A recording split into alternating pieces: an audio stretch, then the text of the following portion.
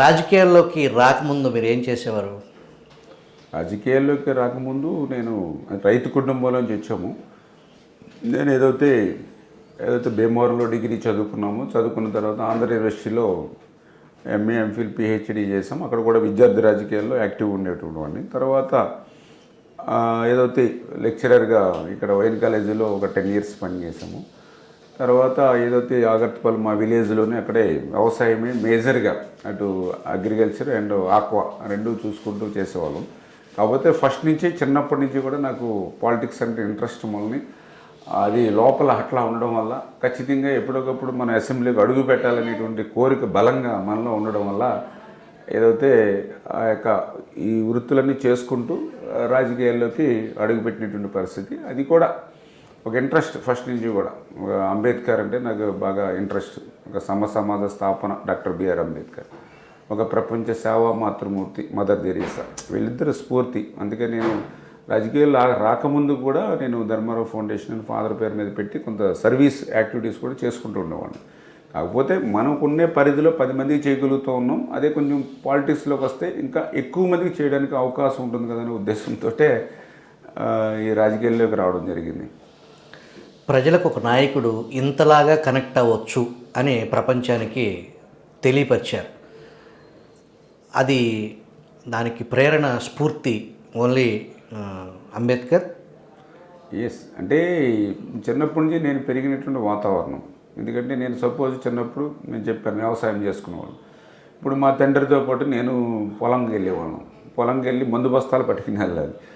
ఆ రోజంటే మోసేవాళ్ళు ఉండేవారు. 50 kg బస్తాన్ని ఎత్తి మీద పెట్టుకుని మోసేవాళ్ళం. కింద ఇక్కడ దాకా బురదలో నడుచుకుంటూ పట్టుకెళ్ళేవాళ్ళం చేను దగ్గరికి. అంటే నేను 10th క్లాస్ ఇంటర్మీడియట్ చదువుకుంటున్నా. అప్పుడు నాకు అనిపించేది, అరే అందరికీ అన్నం పెట్టేటువంటి అన్నదాత కదా, ఇటువంటి రైతు పొలాలకు వెళ్తా కూడా రోడ్లు వేయలేకపోతూ ఉన్నారు ఎందుకు ఈ ప్రభుత్వం అని అనిపించేది.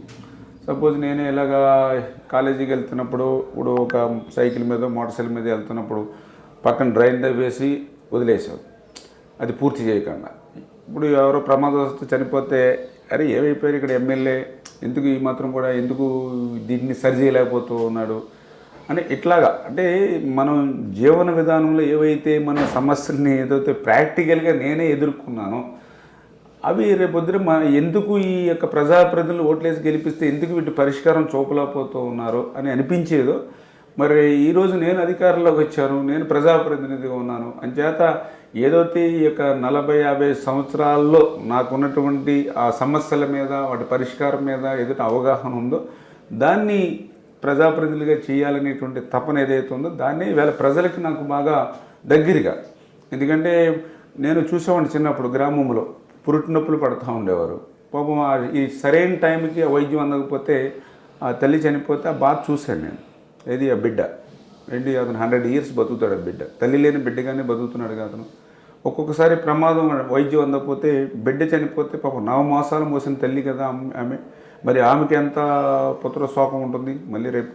అంటే మంచి వైద్యం లేకపోవడం వల్లే కదా. అంచేత నేను కూడా ఈరోజు ఇప్పుడు నాకు అర్ధరాత్రి ఎవరో ఫోన్ చేస్తారు, సార్ హాస్పిటల్కి వెళ్ళాం, ఇక్కడ డాక్టర్స్ లేరు, గైనకాలజిస్ట్ ఎక్కడ ఏలూరు అన్నాడు. ఇప్పుడు ఏలూరు 108 పెట్టి పంపిస్తాం, బట్ 9 నెలలు ఇక్కడ వైద్యం చేసుకున్నారు ఈ డాక్టర్ దగ్గర. ఆఖరి డెలివరీ టైంలో కొత్త డాక్టర్కి కొత్త హాస్పిటల్కి వెళ్ళాలంటే ఫీ వస్తుంది ఆవిడ.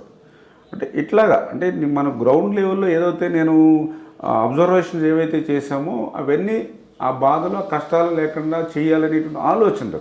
అందుకే నేను అర్ధరాత్రి చేసిన వెంటనే స్పందించి అవసరమైతే వాళ్ళకి డాక్టర్స్ నేను బయట నుంచి తెప్పించో లేకపోతే వీళ్ళు ఇబ్బంది పడకుండా వేరే హాస్పిటల్ పంపినప్పుడు అక్కడ హాస్పిటల్స్ చెప్పి అంటే ఇట్లాగా ఆ నష్టం వాళ్ళు పడే బాధ అర్థం చేసుకునే వ్యక్తిగా దాన్ని పరిష్కరించడం ద్వారా కొంత పబ్లిక్ కనెక్టివిటీ బాగా ఎక్కువ ఏర్పడినటువంటి పరిస్థితి.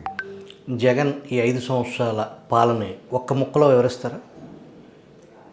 5 సంవత్సరాల పాలన కక్షలు, కేసులు, విధ్వంసం, ఇదే జగన్మోహన్ రెడ్డి పాలన. జగన్మోహన్